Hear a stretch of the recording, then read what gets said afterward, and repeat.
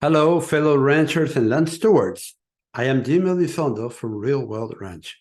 Today, we're delving into a topic that lies at the heart of successful pasture management: overgrazing. Understanding what overgrazing is and learning effective strategies to avoid it is crucial for maintaining healthy, productive lands and thriving livestock. Join me as we uncover the ins and outs of overgrazing and equip ourselves with the knowledge to prevent its detrimental effects. Before we start, I want to let you know that I have created a new guide for you showing you how to improve your pastures long-term in 2 easy steps. Steps that you can immediately implement and that will produce results right away. Avoid overgrazing. This free guide is in a PDF format, and I made it very actionable and added things to consider when you start implementing it. I really want you to check it out and let me know what you think. Download it now at www.rwranching.com/pastures. If you're ready, we are going to start. I'm going to repeat it: www.rwranching.com/pastures. We're going to start by defining overgrazing. So we're going to start with the basics. What exactly is overgrazing? We'll explore the nuances of this term, breaking down the key elements that contribute to its occurrence and impact on your land and livestock. Overgrazing definition is the grazing of a plant before it has fully recovered, depletes its energy reserves, and shortens its roots and its life. This simple definition tells us that it is not the severity of a grazing episode, but the recurrence of regrazing before the plants have fully recovered. It's not the severity of a grazing episode, but the recurrence of regrazing many times before the plants have fully recovered.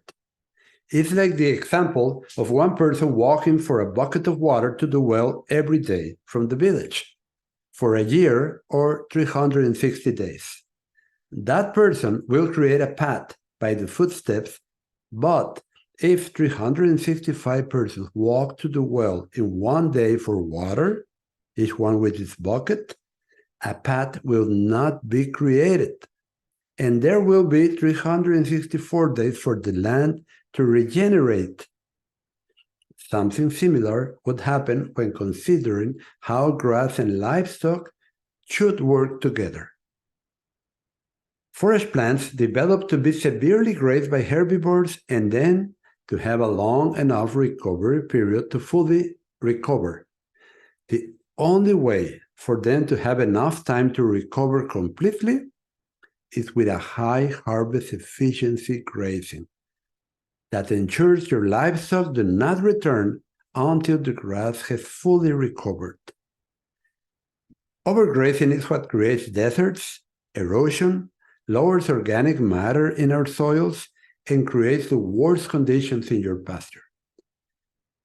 I know that we have been taught that grazing with too many head of livestock is overgrazing, but that definition is wrong. That would be overstocking. And of course, it does entail overgrazing, but first is overstocking.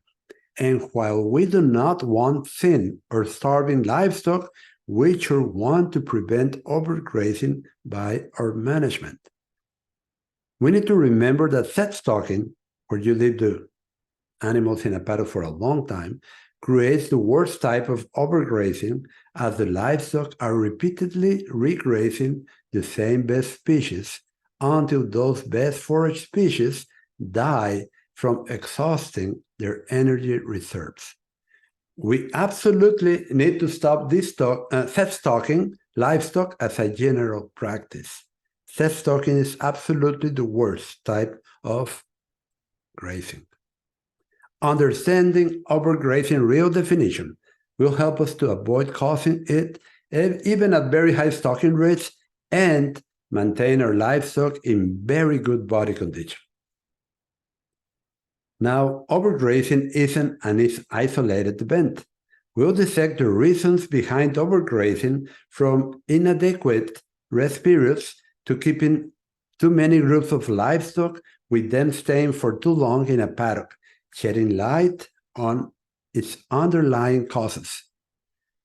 You see, grazing a paddock severely, as if when you cut hay, is not overgrazing. Overgrazing is a consequence of poor grazing management practices, where livestock are left in a paddock for too long or return to it too fast. Overgrazing effects are evident after many repeated episodes of livestock regrazing plants that have not fully recovered. Then we can surely observe its bad consequences. When we keep too many groups of livestock, it becomes very difficult to avoid overgrazing, and most people just give up and set stock them. And this is the worst type of grazing, as the forest plants will be grazed again and again until they are very weak, and any short-term stress may kill them, like a short drought, a hard freeze, a heat wave, etc. Quick tip: do not mow a pasture after more than 4 days have passed since it was grazed, as you may cut the young regrowth, and that will be like overgrazing, weakening your grass plants. The toll of overgrazing: erosion and soil health decline. One of the immediate effects of overgrazing is soil erosion and degradation. When land degrades and converts into a desert, overgrazing is always the biggest cause. So this is not something to be taken lightly. We'll uncover how constant regrazing of plants leads to weakened plants that cannot feed soil life or build soil structure, impairing your land's long-term health. Strong forest plants have the ability to transform your soil with their strong roots and vigor. Stunted plant growth and forest quality reduction comes from overgrazing. And it doesn't just harm the soil, it also directly affects your pasture's vegetation. We'll delve into how persistent, too soon regrazing or overgrazing inhibits plants' regrowth, leading to reduced forest production and diminished quality. A double whammy for both livestock and land. Forest plants have a cycle of growth. The younger they are when grazed, the lower their production. The more mature they get before grazing, the higher their productivity. Now, we do want quality in our grasses, but when we keep grazing them before full recovery all the time, their productivity will only be around 1/4 of the potential, and weeds and brush will be able to invade and take their place. So how to break the cycle? Strategies to prevent overgrazing. High harvest efficiency grazing. High harvest efficiency grazing is a game changer when it comes to avoiding overgrazing. We'll explore how this strategy promotes healthier pastures by giving plants adequate time to recover and ensuring animals fulfill their needs. High harvest efficiency grazing also removes the canopy or thatch, which shades growing points and seedlings, smothering them. Stockpiling grass as standing hay in area. Creating a large stockpile area is crucial. Assessing the number of acres of stockpile relative to the number of heads you have can prevent overstocking, ensuring a harmonious balance between livestock and forage resources. Recovery periods for your pastures are like recovery days for athletes. We'll delve into the importance of giving plants time to fully recover, enabling them to develop strong root systems and bounce back after each grazing. Different grasses will need different recovery periods. And it's important, this is important, hear me out, Plants only recover when growing conditions are suitable for growth, not when they are not actively growing. Now let's talk about seasonal adaptations. Nature operates on its own schedule, and your grazing management should reflect that. We'll explore how adapting your rest periods to seasonal changes and growth cycles can contribute to preventing overgrazing. Maybe at the start of the green season, your grass will be ready to be grazed 20 to 25 to 35 days after growth starts. Later, it will take longer, and then again, it may rain and take less time. We need to know how to determine if a certain grass or forage species is ready to be grazed. This impacts grass health, livestock health, and soil health. It's a symbiosis between livestock, grass, and soil, which we need to orchestrate.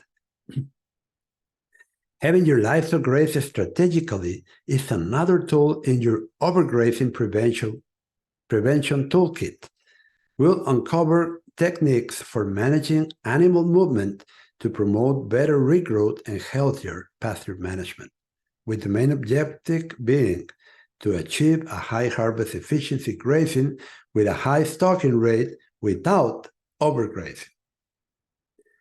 As we wrap up our journey through the world of overgrazing, remember that healthy pastures are the foundation of a thriving farm or ranch. By understanding the causes and consequences of overgrazing and implementing smart grazing management practices, you're ensuring a sustainable future for both your land and your livestock. Before I leave, I would like you to get your hands on this new and very useful PDF on improving your pastures now and for the future. In it, I explain step by step how to use the mower to transform your landscape and how to avoid overgrazing your best forage species. We want to make the weeds and brush weaker and our best forage species stronger so that they in turn transform your soils. You can download it at www.rwranching.com/pastures. Until next time, thank you for joining this important conversation. Here's to balanced grazing, healthier pastures, and a more sustainable agricultural future.